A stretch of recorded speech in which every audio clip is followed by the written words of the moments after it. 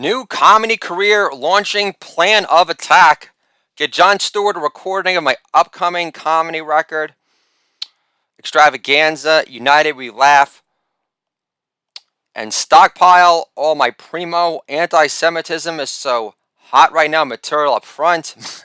The Jewish far funnier Carson will lick it up like Dave Attell's take on Scottie Pippen's new brand of bourbon called Digits.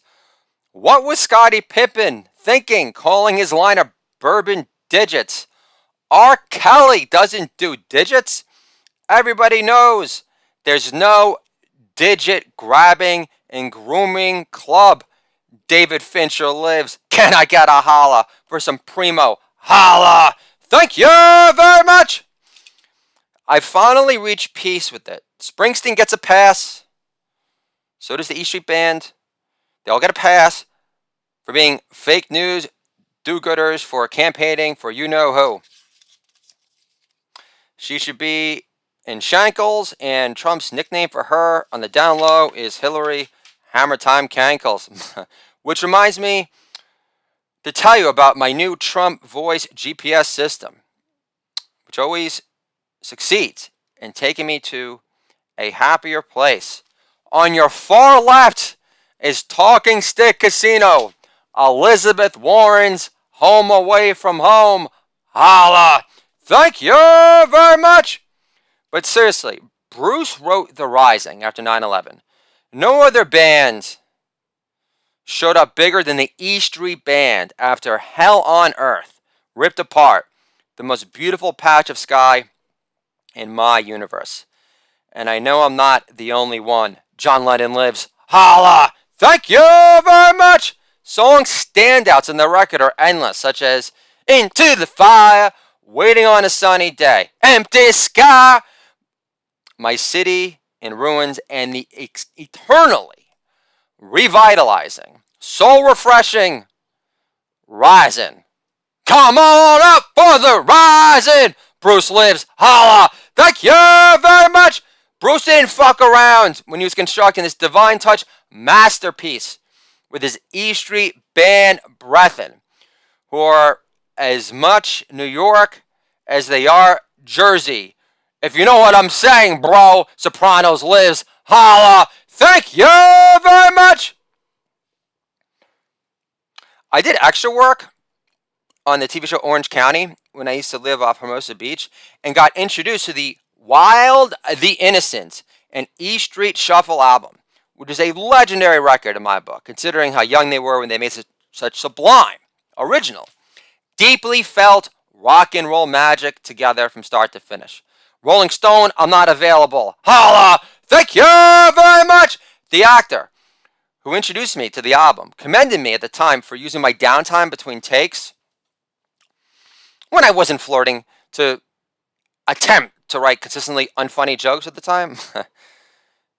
Good looking dude, looked very tan and healthy. No night scream attacks in sight on this dude's horizon. He was definitely not waking up the next morning questioning why his voice was hoarse and blown out, thinking, did I just give myself night screams to sleep and block it out altogether because it's that traumatic? Holla!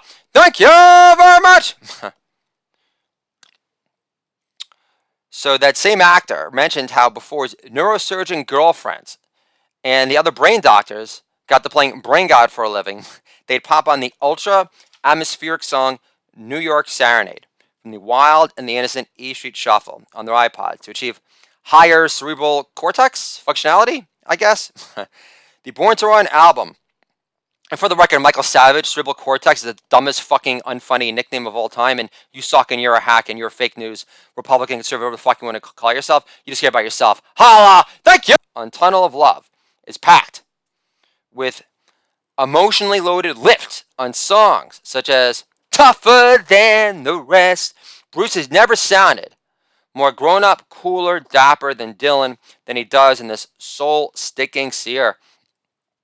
I sang Born in the USA for a karaoke one night, post 9/11, at this bar in North Hollywood, where they used to have, like, porn star appreciation karaoke night, which was very titillating. I remember talking to a guy who said that when I asked him to rank the greatest guitar players, and he put Springsteen up there, which, like, always stay with me. So I performed there, and meaning I performed Born in the USA for the first time. At that point, my entire repertoire was limited to Bob O'Reilly, where I jump up and give windmill kicks and really get into it, and When a Dead or Alive.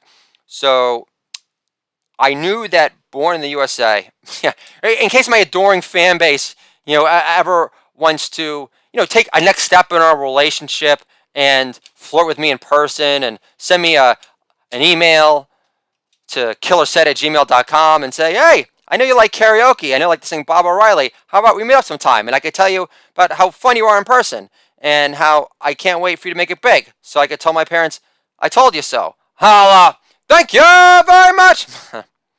So, I am sounding and feeling more like a slut in a straitjacket getting ready to burst out of his rusty cage. Johnny Cash lives. Holla! Thank you very much!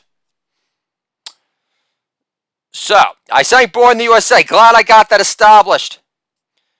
But the point being, I knew it was an anti-Vietnam song where Bruce was talking about his fake news brother. And he's all gone. I get that. Still, at the time, I connected to the distraught feelings in the song more than ever. Especially after the two towers went down in my city as Walt Whitman, singing songs of himself, described his cherished concrete jungle back in the day. I'm glad Broadway is back. Bruce can draw a crowd in the middle of a real-life plague. Holla! Fuck you, Bill Maher. Sucking my material a long time. Thank you very much! God bless Bruce and the E Street Band. I'm just down about the possibility of my city losing its lead spark, dream power, that drives our God-blessed land of hopes and dreams. At least for me, it does, because I'm a native New Yorker, and I think the world should revolve around our opinions, especially mine, excluding Weird Week Howard, obviously, especially these days. New York humor, gotta love it. For example, as a token of my appreciation, I made my producer boss at VH1 Classic responsible for hooking me up with my first TV writing gig, which is 15 years in the making, a Bruce Springsteen mix, because he's from New Jersey, too. Although when I gave him the mix in person, I made sure to clarify. This doesn't mean I have a crush on you, boss.